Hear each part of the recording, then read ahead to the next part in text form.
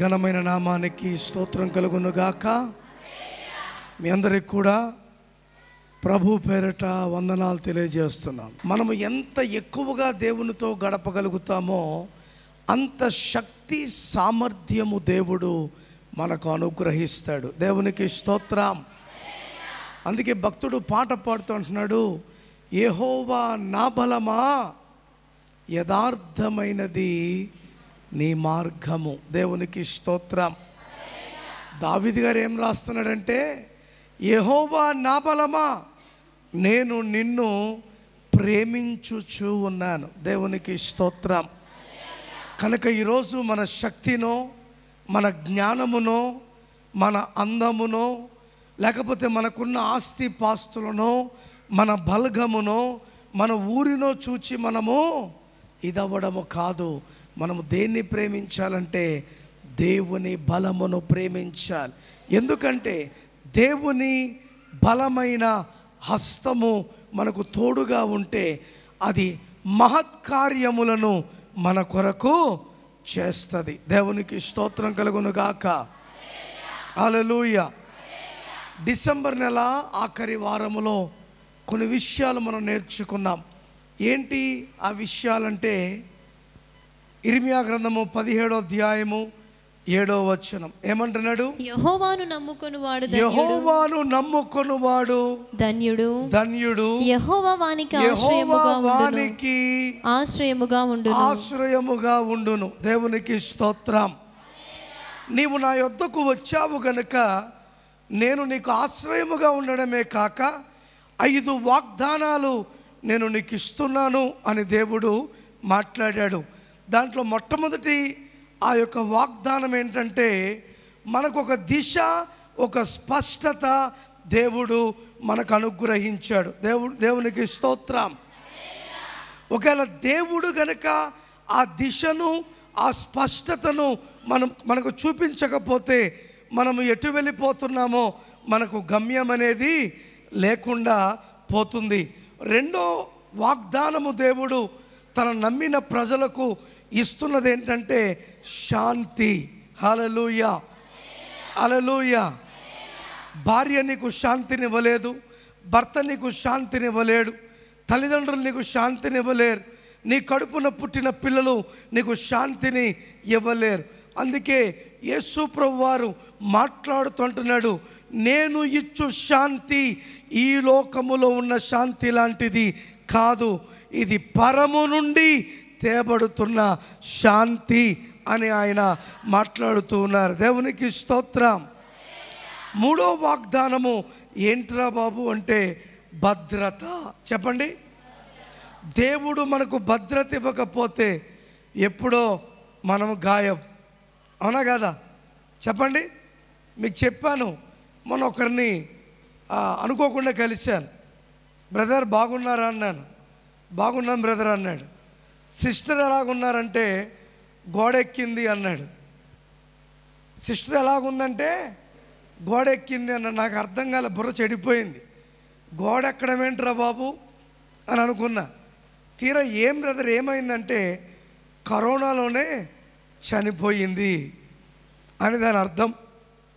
ఈరోజు దేవుని భద్రత నీకు నాకు లేకపోతే మనం కూడా చెప్పండి గోడెక్కాల్సిందే కదా.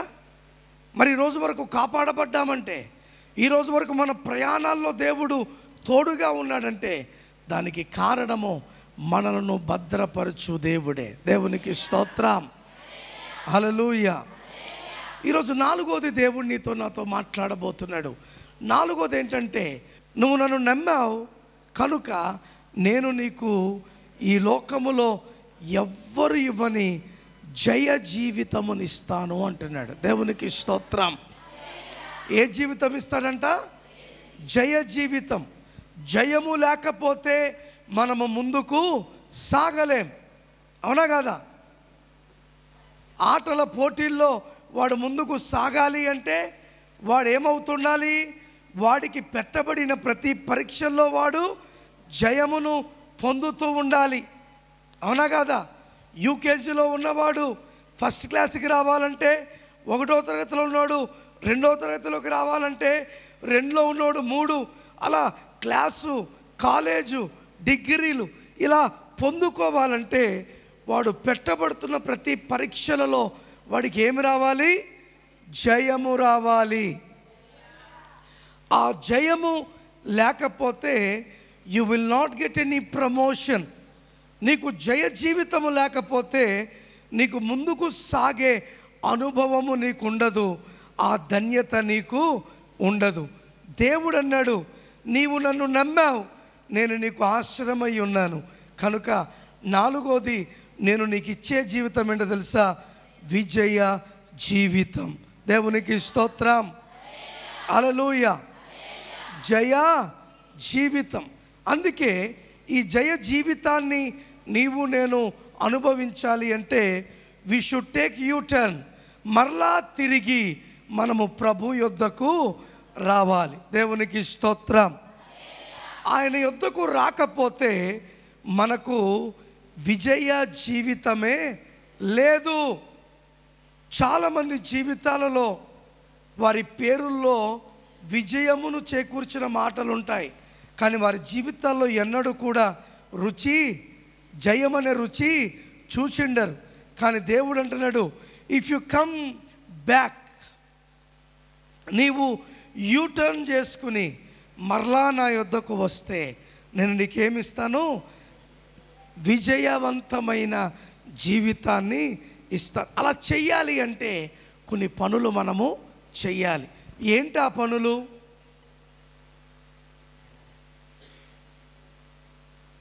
కీర్తనకారుడు తెలియజేస్తున్నాడు. కీర్తనల గ్రంథము 20వ అధ్యాయము 7, 8 వచనాలను ఒకసారి చదువుకుందాం. కొందరు రథములను బట్టి, కొందరు రథములు బట్టి, కొందరు గుర్రములను బట్టి, కొందరు గుర్రములు బట్టి అతిశయపడుదురు. మనమైతే మన దేవుడైన యెహోవా నామమును బట్టి, దేవుడైన యెహోవా నామమును బట్టి అతిశయపడుదము. గట్టిగా చప్పట్లు కొడుతూ దేవాతి దేవుని నామాన్ని మహిమపరుద్దాం. హల్లెలూయా. కొందరు రథములు బట్టి, కొందరు గుర్రములు బట్టి అతిశయిస్తున్నారు. మేమైతే, అక్కడ దావీదు గారు ఏమి రాయాలంటే నేనైతే అని రాయాలి. కానీ ఏమంటున్నాడు తెలుసా? మనమైతే, ఎవరైతే ఆయన మీద ఆధారపడతారో, ఎవరైతే ఆయనను నమ్ముతారో, ఎవరైతే ఈ మాటలను చదువుతున్నారో, ఎవరైతే ఈ మాటలను నమ్ముతున్నారో, మనమైతే ఆయనను బట్టి అతిశయిస్తాం. దేవునికి స్తోత్రం, హల్లెలూయా. అందుకో భక్తుడు పాట పాడుతుంటున్నాడు, ఏమీ లేదు నా యందు అతిశయించుటకు, నా అతిశయము నీవే. డబ్బును బట్టి అతిశయించవచ్చు నీవు, నీకున్న కన్న బలమును బట్టి అతిశయించవచ్చు నీవు, నీకున్న పొలములను బట్టి అతిశయించవచ్చు, నీకున్న జ్ఞానము, చదువు, బుద్ధి, తలాంతులను బట్టి నీవు అతిశయించవచ్చు. దానివల్ల ఏ ప్రయోజనము లేదు. అందుకే 8వ వచనం అంటున్నాడు, నేల మీద పడిపోతున్నారు. మనమైతే చెప్పండి చక్కగా అంటే అలా నిలబెట్టగలిగిన శక్తి ఎవరిది? దేవుంది. హల్లెలూయా, హల్లెలూయా. లోకంలో మాట్లాడుతుంటాం కదా, వాడు ఏందిరంటే ఇప్పుడు వాని హవా నడుస్తుంది అంటారు. ఏమంటారు? ఇంకా హవా అంటే వాని గాలి నడుస్తుందని అర్థం. అవ్వా కాదు నేను అనింది, హవా. ఇప్పుడు వాని టైము నడుస్తుంది, అందుకే వాడిని ఎవరు పట్టుకోలేకపోతున్నాం అంటారు. కొన్ని రోజుల తర్వాత వాడి దగ్గర అంతా అయిపోయింది అనుకో, ఇప్పుడు ఏం మాట్లాడతారు? ఉన్నంత వరకు కన్ను మీన్ను ఆనలేదు, ఇప్పుడు ఏమయ్యారు? సతికిల పడ్డాడు, ఇప్పుడు బాగైంది అని అంటున్నారు. అవునా? అంటారా లేదా లోకంలో? కానీ దేవుని మాట ఎంత గొప్పదంటే, నిజముగా ఆయనను ఆశ్రయించి నమ్మిన వారు ఎప్పుడు చక్కగా నిలబడి ఉంటారంట. ఉన్నా అలాగే ఉంటారు, లేకపోయినా అలాగే ఉంటారు. తినడానికి ఉన్నా అలాగే ఉంటారు, లేకపోయినా. కారణం మనము నమ్మింది ఎవరిని? సర్వశక్తి కలిగిన దేవునిని. దేవునికి స్తోత్రం. హల్లెలూయా. అందుకే మరొకసారి 7-8 వచనాలు, 2 వచనాలు చదువుకుందాం. కొందరు రథములను బట్టి, కొందరు రథములు బట్టి, కొందరు గుర్రములను బట్టి అతిశయపడుదురు. మనమైతే మన దేవుడైన యెహోవా అది ఎంత చక్కగా రాస్తున్నాడో. మనమైతే, దేవుడు అనలేదు, మన దేవుడైన యెహోవా నామము. దేవునికి స్తోత్రం. హల్లెలూయా. మన దేవుడైన యెహోవా అంటే మన దగ్గర ఏముంది? ఎవరి నామం? ఏ నామం? దయ్యాలు వణికే నామం. ఏ నామం? రోగాలు విడిచిపెట్టి పారిపోయే నామం. ఏ నామం? బలహీన పరిస్థితుల్లో నిన్ను బలపరిచే నామం మనము కలిగి ఉన్నాం.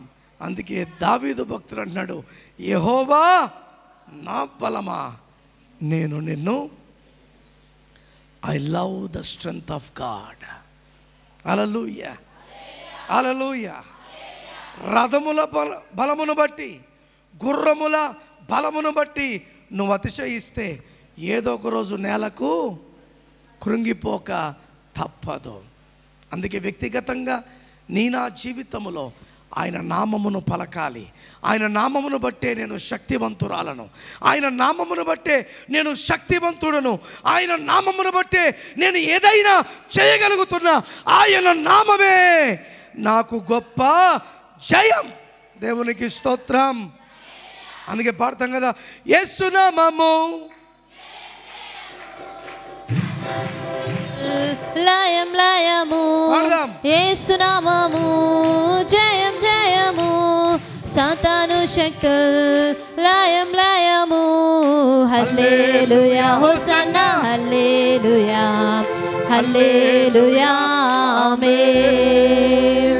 హల్లెలూయా హోసన్నా, హల్లెలూయా హల్లెలూయా ఆమేన్. నామముల కన్నా పైన యేసుని నామము ఎన్ని తరములకైనా గణపరచదగినది. క్రీస్తు నామము, యేసు నామము జయం జయము. సాతాను శక్తులు లయం లయము.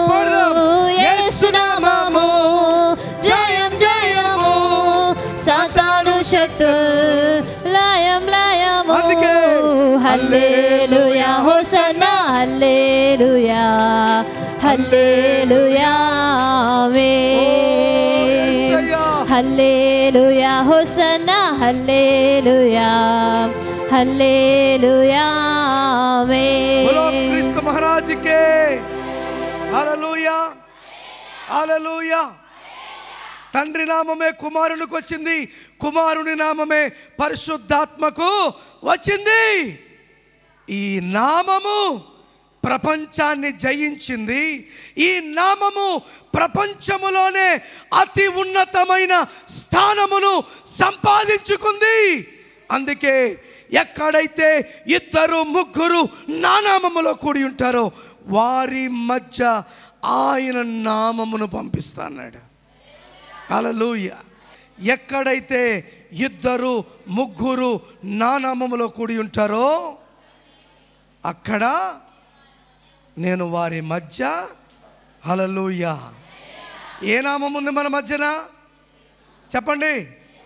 మన సమస్యలను విరగ్గొట్టే నామం, మన గుండెను అతికించే నామం, మన గుండెను దేవుని మీద ఆధారపరచబడగలిగిన నామం. ఆ నామమే సర్వశక్తి కలిగిన నామము. దేవునికి స్తోత్రం కలుగునుగాక. హల్లెలూయా, హల్లెలూయా. నిజంగా దావీదు గారు ఎంత గొప్పవాడో తెలుసా? ఆయన జీవితము ఎలా బయటకు వచ్చిందో తెలుసా? దేవుని నామమును ఘనపరిచిన వాడు గనుకే ఆయనను గొర్రెలను కాసుకుంటున్న స్థితి నుండి సింహాసనము మీదికి కూర్చోబెట్టాడు దేవుడు. దేవునికి స్తోత్రం, హల్లెలూయా.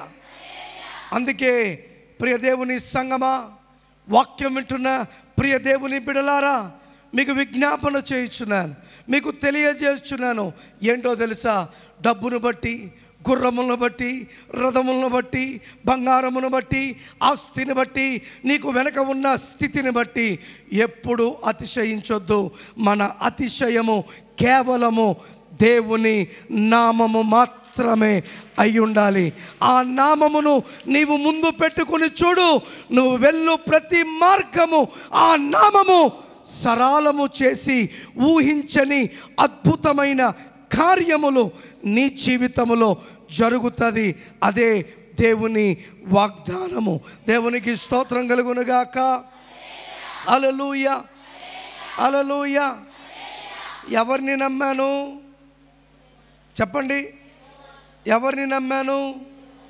యెహోవాను నమ్మాను, ఆయన నామమును నమ్మాను. నేను ఇక దేన్ని నమ్మట్లేదు? రథాలని నమ్మట్లేదు, గుర్రాలను నమ్మట్లేదు. దేన్ని నమ్ముతున్నాను చెప్పండి? మీరు ఎవరు నమ్ముతున్నారు? మా వాయిని నమ్ముతున్నానని రోజులు కొంతమంది, నన్ను కట్టుకున్న దాన్ని నమ్ముతున్నానన్న కొంతమంది, నాకు పుట్టిన పిల్లలను నమ్ముతున్నానన్నవారు కొంతమంది. అవునా కదా? ఎన్నో విధాలుగా మాట్లాడతాం. నువ్వు ఎవరిని నమ్మినా ప్రయోజనం లేదు. మనుషుల ప్రేమ చాలని నా మనసులో అనుకున్నా మారిపోయినదని తెలిసి మనసు విరిగి ఏడ్చా. శ్వాస ఉన్న మనుషులను నమ్మకని చెప్పావు. నమ్మి మోసపోయినందుకు కాచుచున్నాను కన్నీరు. మనుషు నమ్మి నేనొచ్చాను, ఎన్నడూ చెడిపోను. చెడిపోతాననుకుంటే నీ యొద్దకు రాలేను. నిన్ను నమ్మి యేసయ్యా, నా యేసయ్యా, నీ యొద్దకు వచ్చే వారిని యేసయ్యా నీవు ఎన్నడూ త్రోసివేయవు నా దేవా. హల్లెలూయా, హల్లెలూయా. నువ్వు దేవుణ్ణి ఎంత నమ్ముతున్నావో దేవుడు కూడా నిన్ను నమ్మేటట్టుగా నీ భక్తిని నువ్వు చేసుకోవాలి. దేవునికి స్తోత్రం కలుగునుగాక. హల్లెలూయా. ఇర్మియా గ్రంథము 17వ అధ్యాయము 5వ వచనాన్ని చదువుకుందాం. యెహోవా ఇలాగు సెలవిచ్చుచున్నాడు, యెహోవా ఇలాగు సెలవించుచున్నాడు, నరులను ఆశ్రయించి శరీరులను తనకు ఆధారముగా చేసుకొనుచు తన హృదయమును యెహోవా మీద నుండి తొలగించుకొనువాడు శాపగ్రస్తుడు. ఇది నా మాట కాదు సుమి, దేవుని వాక్యము చెప్పుతున్న మాట. ఇర్మియా గ్రంథము 17వ అధ్యాయము 5వ వచనం ఏమంటున్నాడండి అక్కడ? యెహోవా ఇలాగు సెలవిచ్చుచున్నాడు, ఏమంటున్నాడండి? నరులను ఆశ్రయించి మనకేమైనా ఇబ్బంది రాగానే, మనకేమైనా కష్టము రాగానే మనం ఎవరిని కోరుకుంటామంట చెప్పండి? అసలు ఎవరిని కోరుకోవాలి చెప్పండి? దేవుణ్ణి కోరుకోవాలి. కానీ మనం ఎవరిని కోరుకుంటాం? నీ విశ్వాసాన్ని చెడగొట్టు వారిని, నీ గురించి బయట ఇష్టానుసారంగా మాట్లాడు మనిషినే నువ్వు కోరుకుంటున్నావు, కానీ దేవుణ్ణి కోరుకుంటున్నావా? అందుకే ఏమన్నాడు అక్కడ ప్రవక్త? నరులను ఆశ్రయించి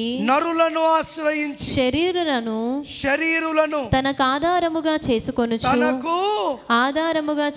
నరుల్ని నమ్మడమే కాదు, శరీరులను తనకు ఆధారముగా చేసుకొనుచు. నువ్వే ఆధారముగా చేసుకుంటూ తన హృదయమును యెహోవా మీద నుండి తొలగించుకొనువాడు. ఎక్కడి నుంచి అంటండి? యెహోవా మీద. అసలు దేవుని వాక్యం ఏం చెప్తుందో తెలుసా?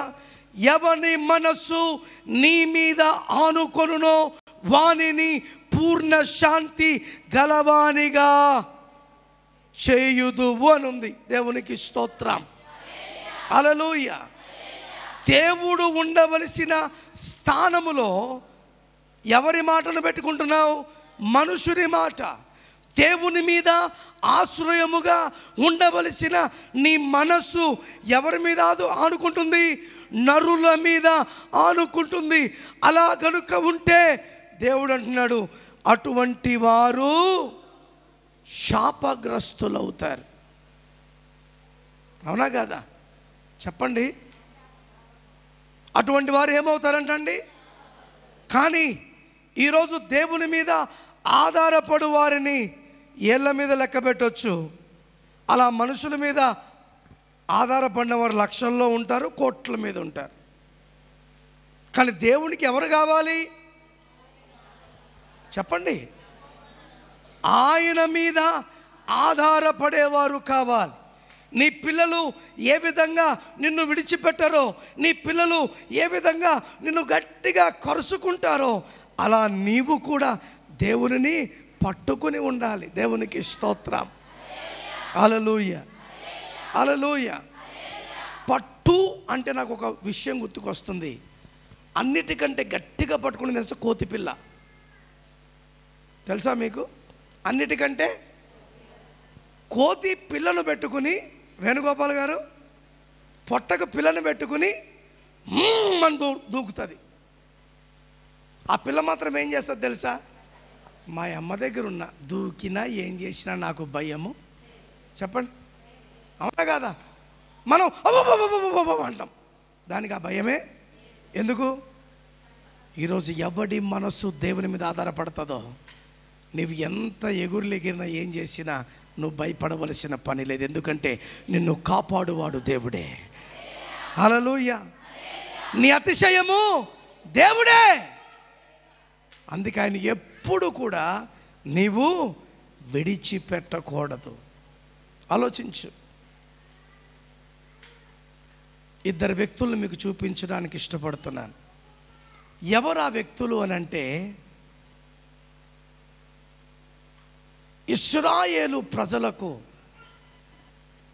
మొట్టమొదటి రాజుగా ఎంపిక చేయబడిన సౌలు గురించి.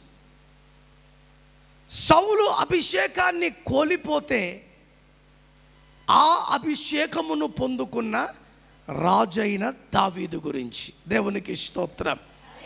హల్లెలూయా. అసలు దావీదు అంటే అర్థం ఏంటో తెలుసా? ప్రియమైన వాడు అని అర్థం. చెప్పండి. దావీదు అంటే ఏంటి? ప్రియమైన వాడు. Is my beloved. దేవునికి స్తోత్రం. దావీదు అంటే అర్థం ఏంటి? ప్రియమైన వాడు. దేవునికి స్తోత్రం. హల్లెలూయా. ఎందుకు దావీదును దేవుడు ఎంపిక చేసుకున్నాడు? ఎప్పుడు ఆలోచించారా? దావీదు రాసిన కీర్తనలు, దావీదు పాడిన పాటలు అన్నీ మనం దావీదు దావీదు దావీదు అంటానే ఉంటాం కదా. Why did God pick David? Why did God pick David? దేవుడు ఎందుకు దావీదును లేవనెత్తాడు? ఎందుకు తీసుకున్నాడు తన కొరకు? చెప్పగలుగుతారా ఉన్న ఆన్సర్? కారణం, దావీదు హృదయము మంచిగా కనపడిందంట దేవునికి. హల్లెలూయా, హల్లెలూయా. Because he saw that his heart was good. దావీదు హృదయమును దేవుడు చూచినప్పుడు ఆ హృదయము చాలా మంచిగా ఉన్నదంట. ఈరోజు దేవుడు నిన్ను నన్ను కూడా అలా వాడుకోవాలంటే మన మనసులు కూడా ఎలా ఉండాలంటే దేవునికి, మనిషికి కాదండోయ్. ఎవరికి? ఎవరికి? దేవునికి. దేవునికి స్తోత్రం.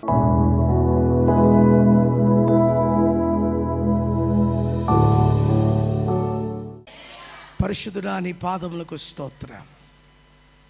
ఈరోజు నీ మాటను బట్టి నిన్ను స్తుతిస్తూ ఉన్నాను. నీ యొద్ద లక్ష్య పెట్టకపోతే, నీ యొద్ద విచారణ చేయకపోతే మా జీవితానికి విలువే లేదు. విన్న ప్రతి మాట మా హృదయాలు భద్రపరుచుకుని గొప్ప ఫలభరితంగా ఈ వాక్యం ఉండే కృప దయచేయండి. సౌలు వలె మేము జీవించక దావీదు వలె జీవించే శక్తిని మాకు దయచేయమని మమ్మల్ని మేము తగ్గించుకుంటూ నీ నామాన్ని హెచ్చిస్తూ యేసు పరిశుద్ధ నామమున అడిగి వేడుకొనుచున్నాము తండ్రి, ఆమేన్. నీ కరుణే చాలయ్యా, నీ ఆనందము, నీ ఆదరణ నాకు చాలయ్యా, నీ ఆనందము, నీ ఆదరణ నాకు చాలయ్యా. నీవే నా స్థితిని మార్చినది, నీవే నాకు నెమ్మదినిచ్చినది, నీవే నా స్థితిని మార్చినది, నీవే నాకు నెమ్మదినిచ్చినది. నీ ప్రేమే చాలయ్యా, నీ కరుణే చాలయ్యా, నీ ఆనందము, నీ ఆదరణ నాకు చాలయ్యా, నీ ఆనందము, నీ ఆదరణ నాకు చాలయ్యా.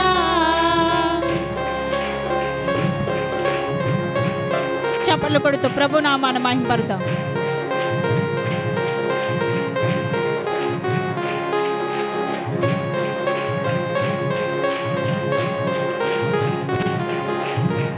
హల్లెలూయా.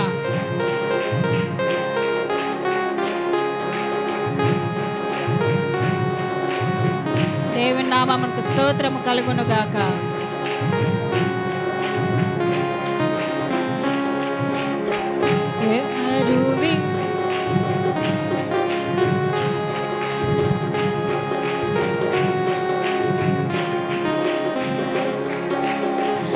ఎవరు విడచినా నన్ను విడువలేదు, ఎవరు మరచినా నన్ను మరువలేదు.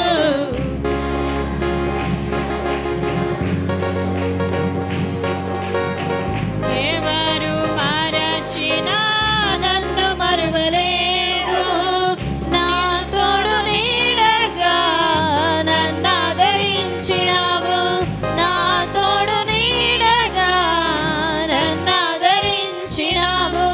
భయమేమీ లేదయ్యా యేసయ్యా, భయమేమీ లేదయ్యా. గట్టిగా. నీవే నా స్థితిని మార్చినది, నీవే నాకు నెమ్మదినిచ్చినది, నీవే నా స్థితిని మార్చినది, నీవే నాకు నెమ్మదినిచ్చినది. నీ ప్రేమే చాలయ్యా, నీ కరుణే చాలయ్యా, నీ ఆనందము, నీ ఆదరణ నాకు చాలయ్యా, నీ ఆనందము, నీ ఆదరణ నాకు చాలయ్యా.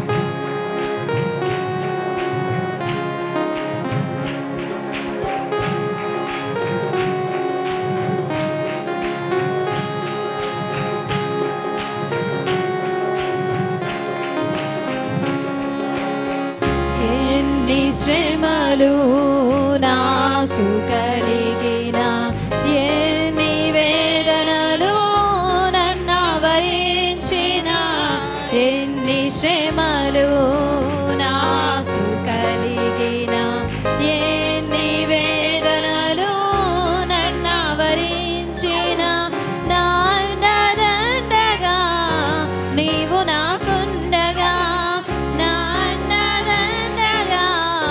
నీవు నాకుండగా దిగులేమీ లేదయ్యా యేసయ్యా దిగులేమీ లేదయ్యా నీవే నా స్థితిని మార్చినది నీవే నాకు నెమ్మదినిచ్చినది నీవే నా స్థితిని మార్చినది నీవే నాకు నెమ్మదినిచ్చినది నీ ప్రేమే చాలయ్యా నీ కరుణే చాలయ్యా నీ ఆనందము నీ ఆదరణ నాకు చాలయ్యా నీ ఆనందము నీ ఆదరణ నాకు చాలయ్యా నీవే నా స్థితిని మార్చినది నీవే నాకు నెమ్మదినిచ్చినది నీవే నా స్థితిని మార్చినది నీవే నాకు నెమ్మదినిచ్చినది నీ ప్రేమే చాలయ్యా నీ కరుణే చాలయ్యా